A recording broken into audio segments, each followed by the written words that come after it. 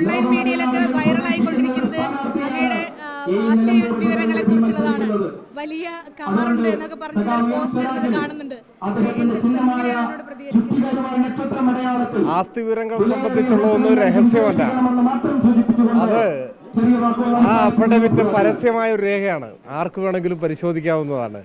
പക്ഷെ അത് വായിച്ചിട്ട് മനസ്സിലാകാത്തവരോ വായിച്ച് മനസ്സിലാക്കണ്ട എന്ന് കരുതിയവരോ ചില വ്യാജങ്ങൾ പ്രചരിപ്പിക്കുകയാണ് ചെയ്യുന്നത്. എനിക്ക് ഒരു കാറുണ്ടായിരുന്നു, ഞാൻ ആ കാറ് വിൽക്കുകയാണ് ചെയ്തത്. ഭാര്യയ്ക്കും ഒരു കാറുണ്ടായിരുന്നു. ഭാര്യയുടെ കാർ 10-12 വർഷം പഴക്കമുള്ളതാണെന്ന് എനിക്ക് തോന്നുന്നു. ഇപ്പോൾ ഭാര്യ ഒരു പുതിയ കാർ വാങ്ങി. അത് ഫെഡറൽ ബാങ്കിൽ നിന്ന് വായ്പ എടുത്തിട്ട് വാങ്ങിയതാണ്. ആ വിവരവും അതിലുണ്ട്.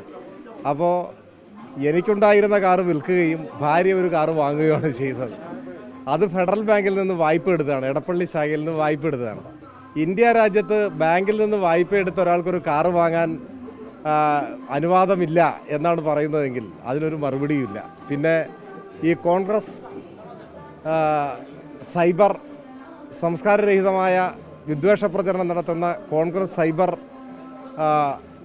പോരാളികളെന്നോ എന്താ വിശേഷിപ്പിക്കുന്നത്, അവരുടെ അനുവാദം വാങ്ങിക്കണം ബാങ്ക് ലോൺ എടുത്ത് കാറ് വാങ്ങാനെന്ന് ഞങ്ങൾക്കറിയുമായിരുന്നില്ല എന്ന് മാത്രമേ അതിന് പറയാനുള്ളൂ. അതൊക്കെ തെരഞ്ഞെടുപ്പ് എടുക്കുന്ന സമയത്ത് രാഷ്ട്രീയം പറയാനും വികസന കാര്യങ്ങൾ പറയാനും കിൽപ്പില്ലാതെ വരുമ്പോൾ ഇത്തരത്തിലുള്ള വ്യാജങ്ങൾ പ്രചരിപ്പിക്കും. അതിനൊക്കെ നമ്മളങ്ങ് അവഗണിക്കുകയോ അത് ക്ഷമിച്ച് കളയുകയോ ചെയ്യുന്നതാണ് ഉചിതം. അതുമാത്രമേ പറയാനുള്ളൂ.